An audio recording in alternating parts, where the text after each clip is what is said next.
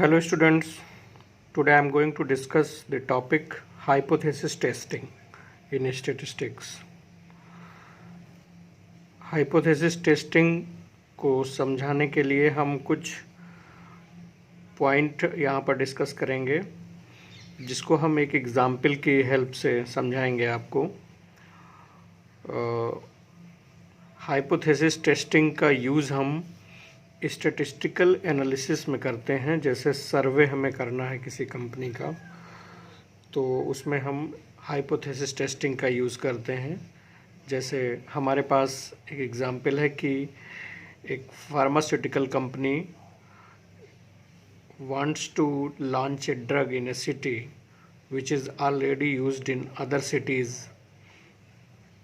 Company wants to survey in the city that how many peoples used this medicine to cure the disease. Okay, एक pharmaceutical company है जो किसी particular city में अपने drug को launch करना चाहती है, और वो ये सर्वे करना चाहती है कि कंपनी कि कितने परसेंट लोग जो हैं वो इस दवा को यूज़ करेंगे पर्टिकुलर डिसीज़ को क्योर करने के लिए। ओके, और ये मेडिसिन अदर सिटीज़ में ऑलरेडी चल रही है। ओके,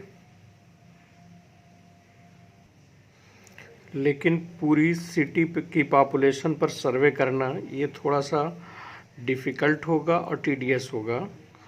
इसलिए हम लोग क्या करते हैं कि पूरी पॉपुलेशन पर सर्वे ना करके कुछ पर्टिकुलर लोगों को हम लोग चूज़ कर लेते हैं रैंडमली, और उन पर हम वो सर्वे करते हैं। ठीक है,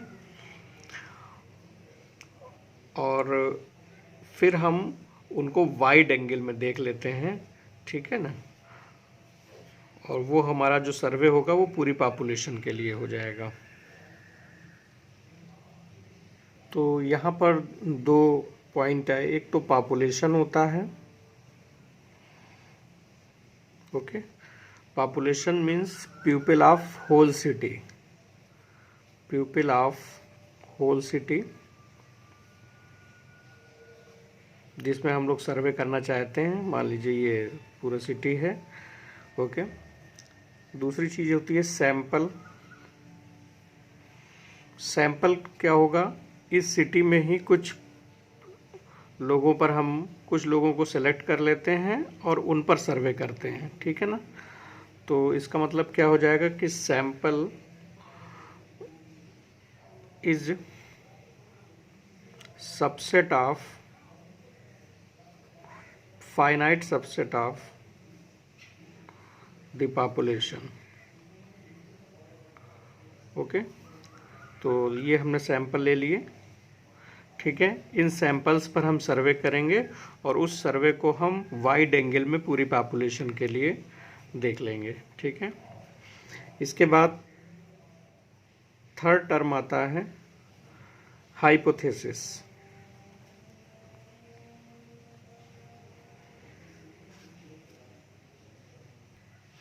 हाइपोथेसिस का मतलब होता है एजम्पशन,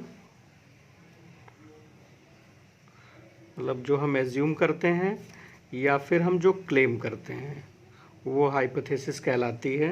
जैसे मान लीजिए हम क्लेम करते हैं कि उस पर्टिकुलर सिटी में 60% of people used this medicine to cure the disease. Okay, तो ये हमारी एक हाइपोथेसिस हो जाएगी कि 60% लोग अपनी डिसीज़ को क्योर करने के लिए इस पर्टिकुलर मेडिसिन का यूज़ करते हैं।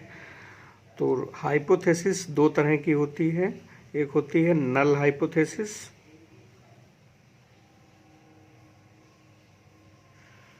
ओके, नल हाइपोथेसिस, और दूसरा होता है अल्टरनेट हाइपोथेसिस। तो पहले हम आपको नल हाइपोथेसिस बताते हैं। मीन्स इसको ऐसे समझते हैं कि हम ये मान लेते हैं कि 60%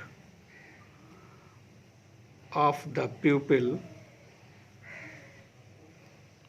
used the drug to cure the disease। ये हम नल हाइपोथेसिस मान लेते हैं। Null hypothesis is represented by H naught. हमने ये मान लिया कि 60% लोग जो हैं वो उस बीमारी को क्योर करने के लिए इस ड्रग का यूज़ करते हैं। हमारी जो नल हाइपोथेसिस होगी वो प्रीवियस डेटा से हमेशा मैच करती होगी। प्रीवियस डेटा हम लोग कहाँ से पता करेंगे? जैसे हमको पता है कि कुछ सिटीज़ में जिसमें ऑलरेडी ये मेडिसिन चल रही है, ठीक है ना, वहाँ पर हम ये देखते हैं कि 60% पीपल इस मेडिसिन का यूज़ कर रहे हैं। तो उस प्रीवियस डेटा के अकॉर्डिंग हम अपनी नल हाइपोथेसिस कंसीडर करते हैं कि करंट सिटी में 60% लोग उस पर्टिकुलर डिसीज़ को क्योर करने के लिए इस मेडिसिन का यूज़ करते हैं। ओके, कहने का मतलब ये होता है कि नल हाइपोथेसिस थ्योरेटिकल वैल्यू के अकॉर्डिंग होती है। थ्योरेटिकल वैल्यू हमारी क्या है कि 60% मेडिसिन यूज़ हो रही है, 60% लोग इस मेडिसिन का यूज़ कर रहे हैं। Means there is no difference, means there is no difference between theoretical value and observed value। Okay,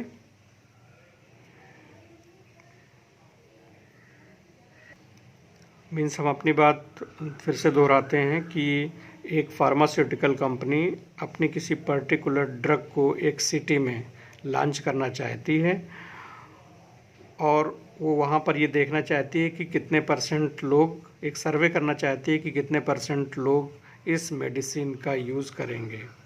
okay, तो इसके लिए वो पहले एक परिकल्पना कंपनी रखती है अपनी, या यूँ कहिए एक नल हाइपोथेसिस कंसीडर करती है।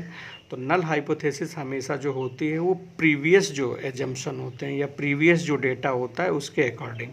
तो कंपनी के पास प्रीवियस डेटा क्या है कि उसका जो दूसरे शहरों में जो मेडिसिन चल रही है उन शहरों के 60% लोग इस मेडिसिन का यूज़ कर रहे हैं।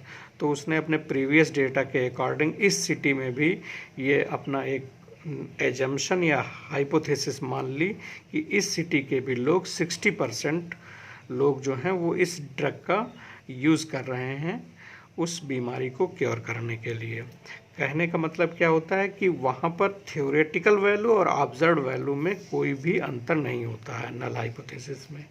ओके, तो नल हाइपोथेसिस की बुकिश डेफिनेशन अगर हम लोग यहाँ पे देखें तो ये हो जाएगी, null hypothesis is a statistical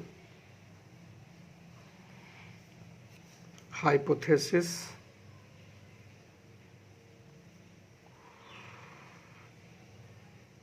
that states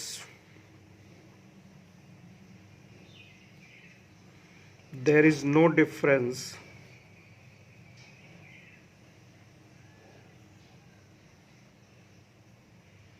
between a parameter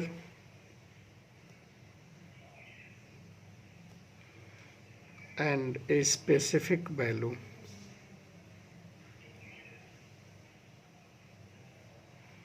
okay, means parameter जो हम करंट सिटी के लिए इवेलुएट करेंगे और स्पेसिफिक वैल्यू जो हमें प्रीवियस डेटा से पता है, उसमें कोई भी डिफरेंस नहीं है। ओके, और सेकंड हाइपोथेसिस होती है जिसको हम लोग कहते हैं alternate hypothesis.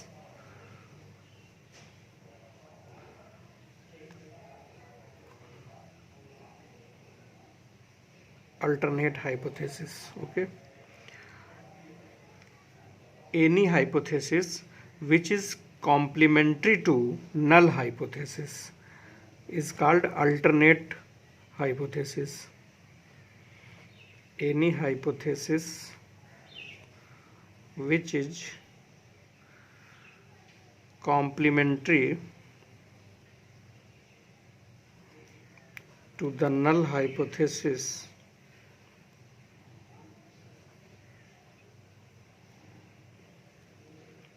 is called alternate hypothesis.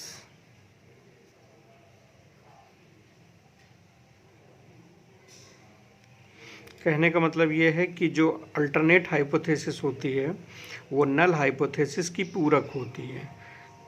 ठीक है,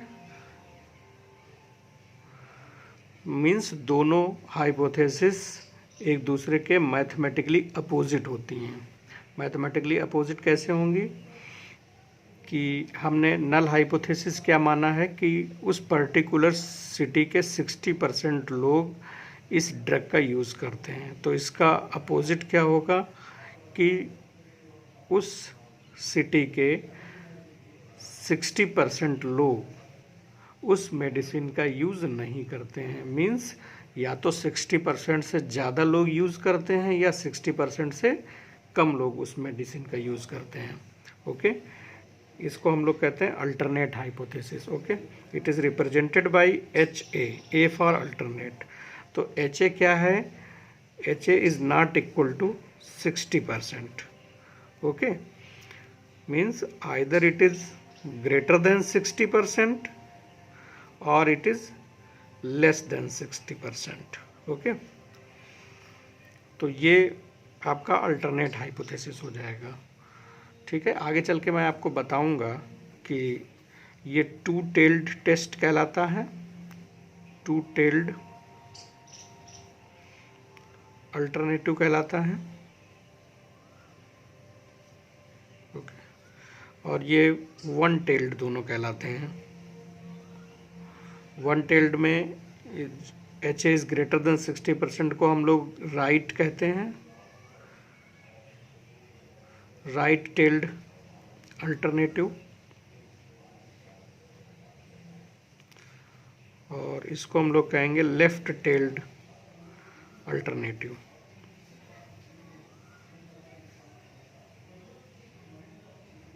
ओके, इन दोनों हाइपोथेसिस में एक ही हाइपोथेसिस एक पर्टिकुलर टाइम पर ट्रू होगी, या तो नल हाइपोथेसिस ट्रू होगी या फिर अल्टरनेट हाइपोथेसिस ट्रू होगी। तो कौन सी हाइपोथेसिस ट्रू होगी, कौन सी फॉल्स होगी, इसके लिए हम लोग कुछ टेस्ट करते हैं। तो आपके पास कुछ स्टैटिस्टिकल टेस्ट हम आपको आगे पढ़ाएंगे। एक है chi square test,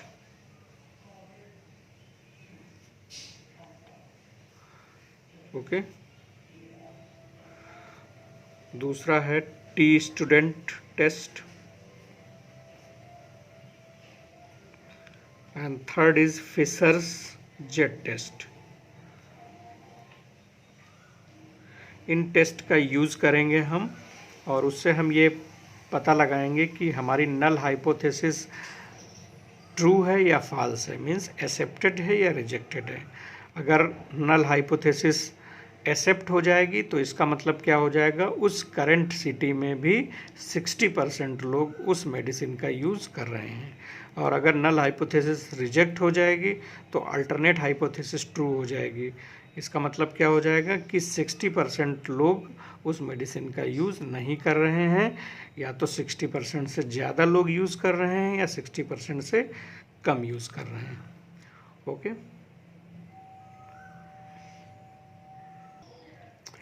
there are two types of error in hypothesis testing. Okay, hypothesis testing करते समय दो तरह की एरर हमारे पास आती हैं। एक होता है टाइप 1 एरर और दूसरा होता है type 2 error.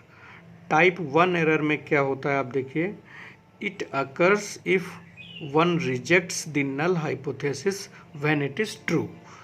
Okay, it occurs if one rejects the null hypothesis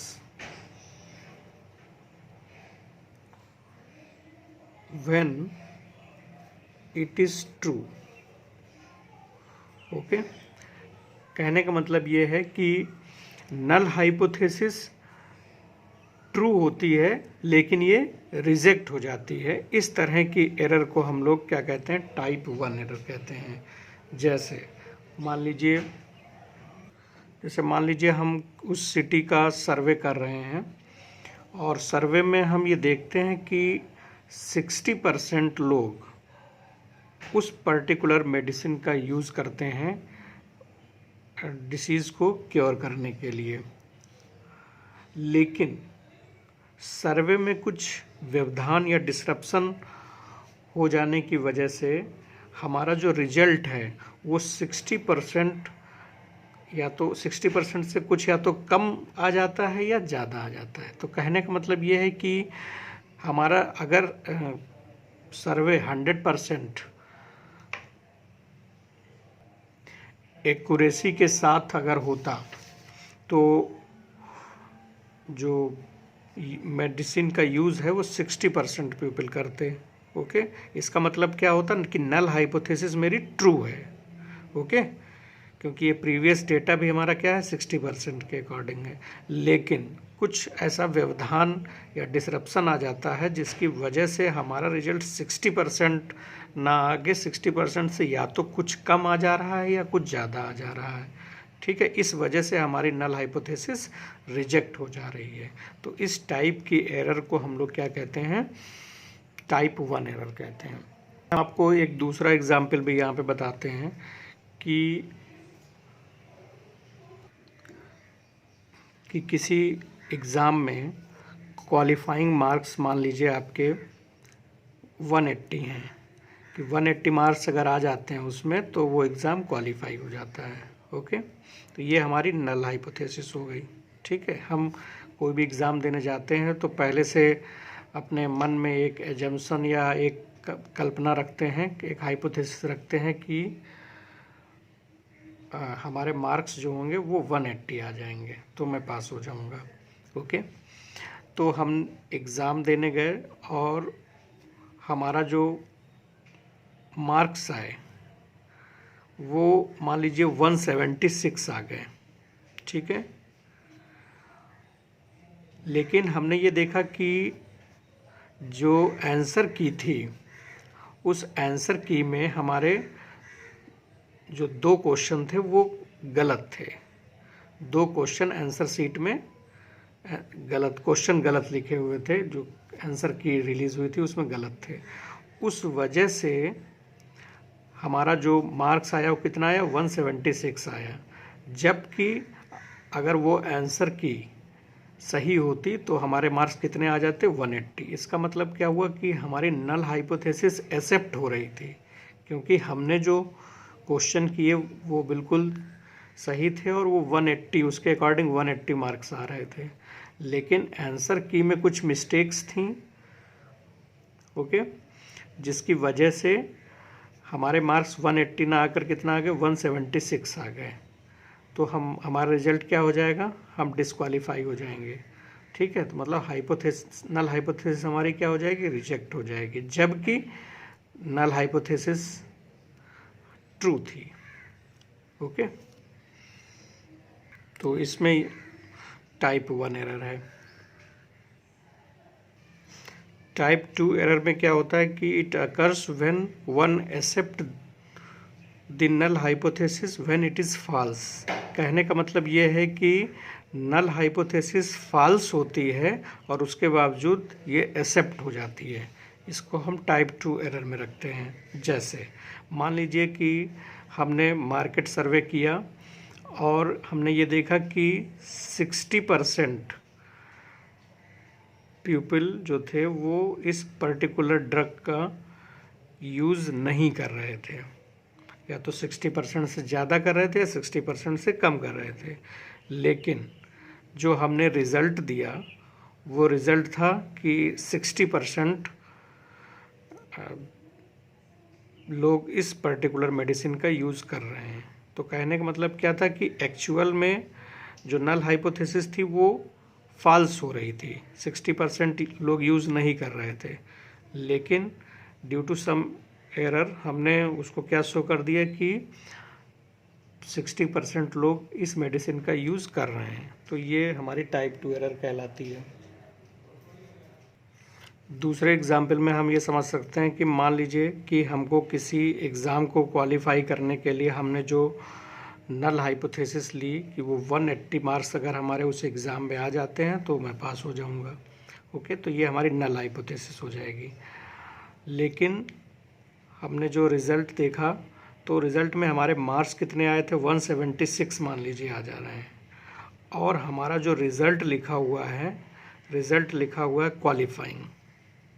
काफ़ी इंटरेस्टिंग यहाँ पे है। देखिए कि नल हाइपोथेसिस हमने क्या ली थी कि हमारे मार्क्स कितने आ जाएंगे, 180 आएंगे तो हम उसको क्वालिफाई कर जाएंगे।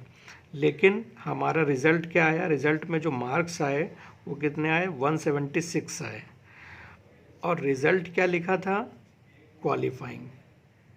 तो ये एक एरर हो गई, बाय मिस्टेक यहाँ पे लिखा था रिज़ल्ट में क्वालिफाइंग। ठीक है, तो यहाँ पे आप क्या देख रहे हैं कि एक्चुअल में क्या था कि हमारे मार्क्स जो थे वो 180 नहीं थे। इसका मतलब हमारी जो हाइपोथेसिस थी वो फॉल्स थी, और उसके बावजूद हमारा जो रिज़ल्ट आया वो क्या आ गया, क्वालिफाइंग हो गया, मीन्स नल हाइपोथेसिस एक्सेप्ट हो गई। ओके, तो ये आपकी टाइप 2 एरर होती है।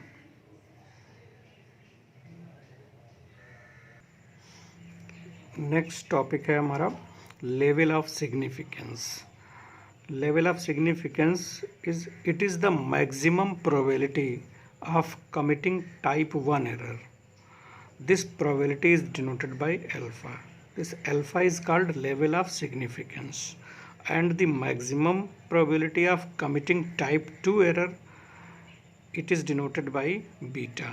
इसको हम लोग लेवल ऑफ सिग्निफिकेंस कहते हैं, अल्फा और बीटा। अल्फा है टाइप 1 एरर के करस्पॉन्डिंग लेवल ऑफ सिग्निफिकेंस, और बीटा है टाइप 2 एरर के करस्पॉन्डिंग लेवल ऑफ सिग्निफिकेंस। अब हम आपको ये बता रहे हैं कि लेवल ऑफ सिग्निफिकेंस का मतलब क्या होता है। जैसे मान लीजिए हमने मेडिसिन को हमें मार्केट में लॉन्च करना है, और जिसके लिए हम एक सर्वे करते हैं। सर्वे में हम ये देखते हैं कि हमारी जो नल हाइपोथेसिस होती है वो ये होती है कि 60% of people use this medicine to cure the disease.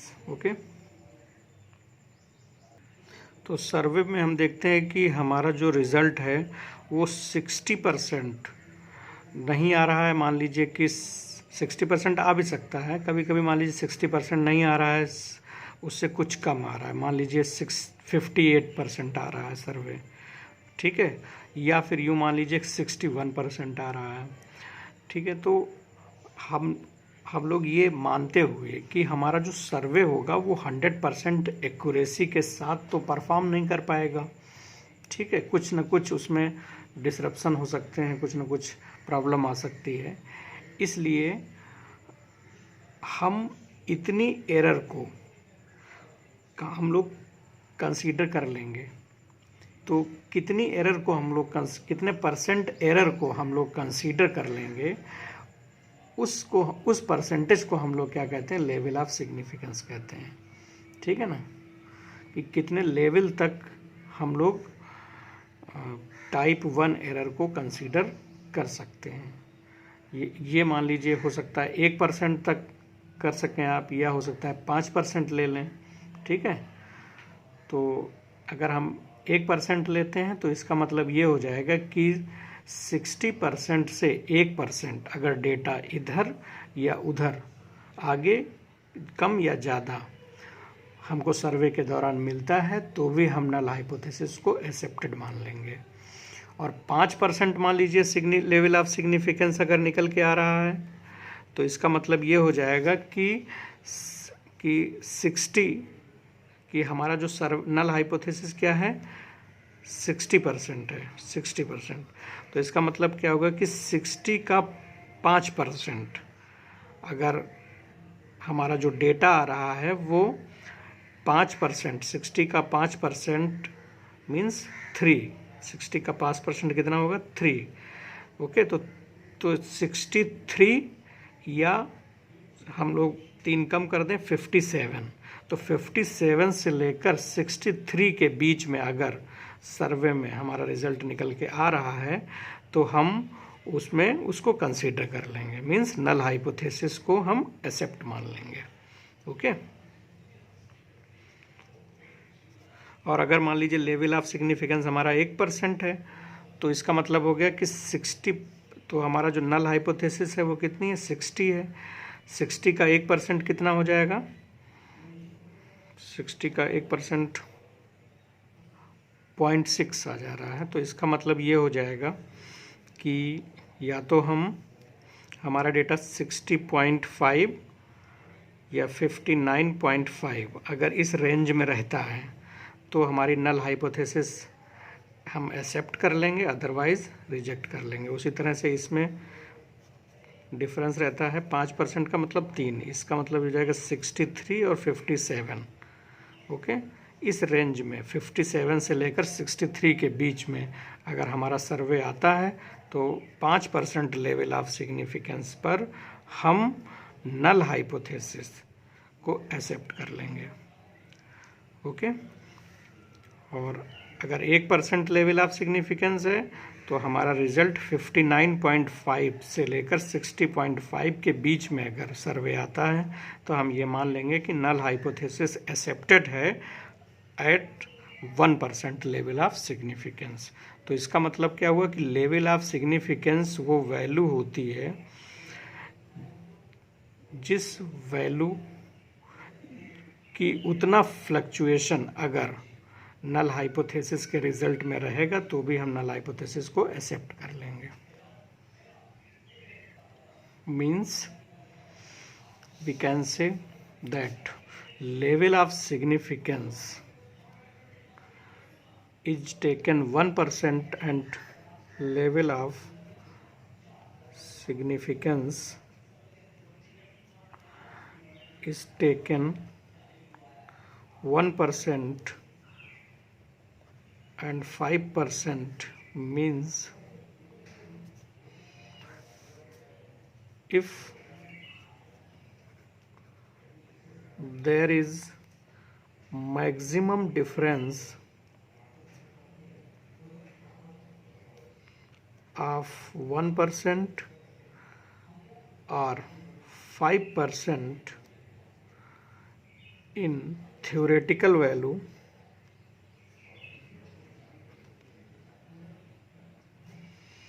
and observed value,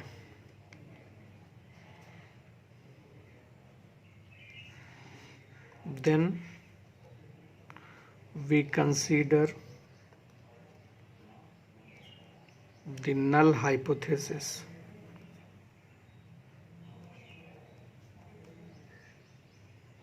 true. Okay. Means level of significance is the permissible risk, मतलब इतने % अगर रिस्क आ जाता है डेटा में तो भी हम उसको कंसीडर कर लेंगे। It means level of significance is taken 1% or 5%. It means if there is maximum difference of 1% or 5% in theoretical value and observed value, then we consider the null hypothesis as true. Level of significance की तरह एक term होता है level of confidence.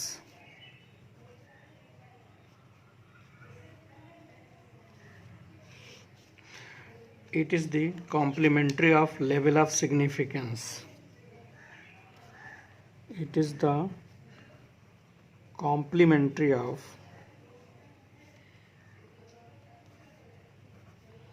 level of significance.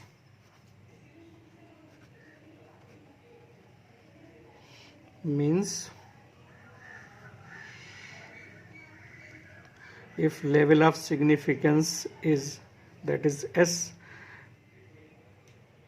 it is 5%, then level of confidence is 100 minus 5%, that is 95%. Okay, if we take level of significance 1%, then level of confidence is 100 minus 1%, that is 99%. Okay, इसका मतलब चाहे हम level of significance 5% कहें या level of confidence 95% कहें, एक ही बात होती है। उसी तरह से हम अगर लेवल ऑफ सिग्निफिकेंस 1% लेते हैं तो लेवल ऑफ कॉन्फिडेंस कितना हो जाएगा? 99%। ओके, लेवल ऑफ सिग्निफिकेंस को हम एक एग्जाम्पल से देखते हैं। देखिए यहाँ पे कि अगर लेवल ऑफ सिग्निफिकेंस आपका 5% है या यूँ कहिए 0.05%, it means there is a 5% chance of rejecting a true null hypothesis. Okay, तो नॉर्मल डिस्ट्रीब्यूशन कर्व के अकॉर्डिंग आप जानते हैं कि ये मीन के अबाउट सिमेट्रिकल होता है। तो ये नल हमने नॉर्मल ग्राफ ड्रा किया और हमारा जो लेवल ऑफ सिग्निफिकेंस है वो 5% है। ओके, तो हम एक z की वैल्यू z अल्फ़ा लेते हैं यहाँ पे। ठीक है, z अल्फ़ा हम इस तरह से लेते हैं कि इसके राइट साइड में जो ये एरिया होगा वो 2.5% है। ओके, क्योंकि ये हम टू टेल्ड पढ़ रहे हैं इस समय, अभी हम आपको डिटेल में बताएंगे टू टेल्ड और वन टेल्ड क्या होता है। तो अगर टू टेल्ड है तो 5% लेवल ऑफ सिग्निफिकेंस आधा मीन्स 2.5% राइट साइड में आ जाएगा, और माइनस जेड अल्फ़ा, अगर ये पॉइंट जेड अल्फ़ा है तो ये पॉइंट हमारा माइनस जेड अल्फ़ा होगा। जेड अल्फ़ा के लेफ़्ट साइड में ये 2.5% एरिया हो जाएगा। ठीक है, अगर हमारी वैल्यू जो हम कैलकुलेट करते हैं स्टैटिस्टिकल टेस्ट करके जो वैल्यू निकालेंगे, वो वैल्यू अगर हमारी माइनस जेड अल्फ़ा से लेकर प्लस जेड अल्फ़ा के बीच में आती है, ठीक है, तो हमारी नल हाइपोथेसिस क्या हो जाएगी? एक्सेप्ट हो जाएगी। ओके, यहाँ से लेकर यहाँ तक अगर कोई वैल्यू होगी तो नल हाइपोथेसिस एक्सेप्ट हो जाएगी। तो इसलिए हम इस रीजन को हम लोग एक्सेप्टेंस रीजन कहते हैं। ठीक है, और अगर जेड अल्फ़ा की वैल्यू मान लीजिए हमारी जो कैलकुलेटेड वैल्यू है वो जेड अल्फ़ा से ज़्यादा निकल के आ रही है, मींस इस रीजन में निकल के आ रही है, या माइनस जेड अल्फ़ा से कम निकल के आ रही है इस रीजन में, तो हमारी नल हाइपोथेसिस रिजेक्ट हो जाएगी। इसको हम लोग रिजेक्शन रीजन भी कहते हैं। ठीक है ना, या हम लोग इसको क्रिटिकल रीजन भी कहते हैं। रिजेक्शन रीजन या क्रिटिकल रीजन एक ही बात है। और इसको हम लोग एक्सेप्टेंस रीजन या नॉन क्रिटिकल रीजन कहते हैं। ठीक है, तो 2.5% एरिया इधर हो गया, 2.5% इधर हो गया, तो ये बीच में जो आपका एक्सेप्टेंस रीजन का एरिया है वो कितना है? 95% हो गया। तो इसका मतलब ये कॉन्फिडेंस लिमिट हो जाएगी हमारी, लेवल ऑफ कॉन्फिडेंस कितना हो जाएगा? 95%। ओके, लेवल ऑफ सिग्निफिकेंस जितना कम होगा आपका रिजल्ट उतना ही एक्यूरेट निकल के आएगा। जैसे अभी हमने पीछे एग्जाम्पल में बताया था कि सर्वे में हमने ये देखा था कि अगर हमारा 5% लेवल ऑफ सिग्निफिकेंस रहता था तो रिज़ल्ट 57 से लेकर 63 के बीच में अगर रिज़ल्ट है तो नल हाइपोथेसिस एक्सेप्ट हो जाती थी। ठीक है, इतना डिफरेंस रहता था। अगर हमारा 1% लेवल ऑफ सिग्निफिकेंस है तो हमने आपको बताया था कि रिज़ल्ट 59.5 से 60.5 के बीच में रहता था तो नल हाइपोथेसिस एक्सेप्ट हो जाती थी। तो आप देख रहे हैं कि जो रेंज है वो ये रेंज कम है, तो आपका जो रिज़ल्ट होगा वो ज़्यादा एक्यूरेट आएगा जब आपका लेवल ऑफ सिग्निफिकेंस कम होगा। और लेवल ऑफ सिग्निफिकेंस ज़्यादा होगा तो आप देख रहे हैं कि जो रिज़ल्ट होगा वो आपका एक्यूरेट रिज़ल्ट से ज़्यादा वेरी करेगा। ओके, अब हम आपको यहाँ पे टू टेल टेस्ट और वन टेल टेस्ट के बारे में बताते हैं। टू टेल टेस्ट आप ऐसे समझिए, जैसे हमारी नल हाइपोथेसिस क्या थी कि 60% लोग किसी पर्टिकुलर सिटी के उस पर्टिकुलर मेडिसिन का यूज़ करते हैं। ये हमारी नल हाइपोथेसिस थी। इसकी अल्टरनेट हाइपोथेसिस क्या होगी कि 60% लोग उस मेडिसिन का यूज़ नहीं करेंगे। मीन्स या तो 60% से ज़्यादा करेंगे या फिर 60% से कम करेंगे।